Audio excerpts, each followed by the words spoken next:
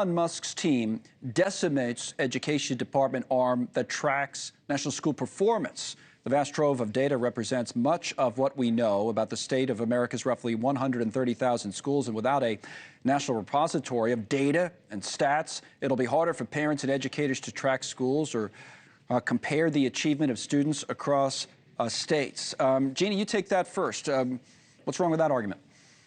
Sure, Connell. Well, the nation's report card, which we just learned again last week, has us failing, underscore failing, more than 75% of our students in reading and math, is not in danger of going away. The assessment's not in danger of going away. What is slated for the chopping block and has been canceled is about 90 contracts for various research and researchers around the country that have not been deemed essential.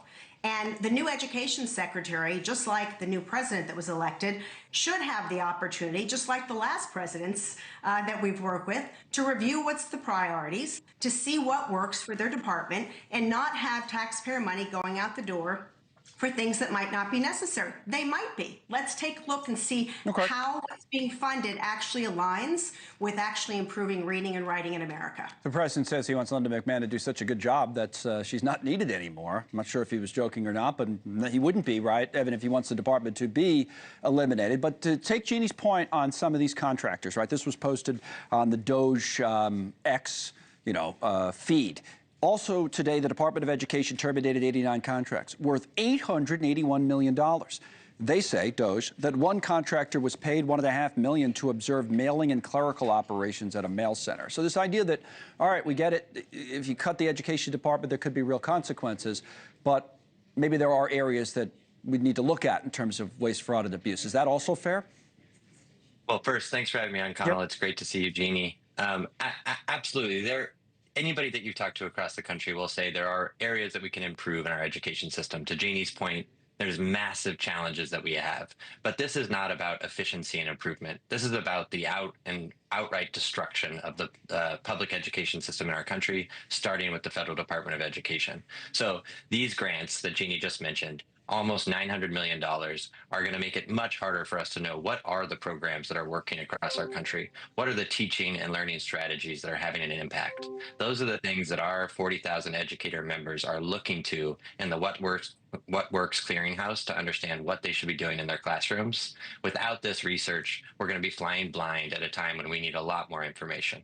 No, Jeanne, but Evan, here's the. No, go ahead. I was going to ask you though, Jeanne, big picture. Do you want the department to be eliminated, as some have said, or are you on a different page with this? And then you can also respond to what Evan said. Yeah, absolutely. And I have to tell you, Connell, I was not the biggest fan in the world for years. In fact, I used to say, maybe it should, maybe it shouldn't, but let's focus on getting kids the options and the choices they need, and teachers the flexibility, and parents the freedom to make those decisions. But in the last 4 years, we have seen so much destruction. And that's not a political comment. It's even the last 10 years, the decade. We've seen so much destruction of what happens locally. People like Evan around the country that are trying to teach and support teachers have no freedom to do what they need to do, have no autonomy. And so it makes a lot more sense to break up the existing monopoly, move authority down to local level, because the regulations at the federal level, like these folks protesting, they don't have a clue of what happens in the department. It's not about reading and writing. And many of those contracts, not just in that department, but other ones, by the way, are going to people I know. I've been doing this 30 years.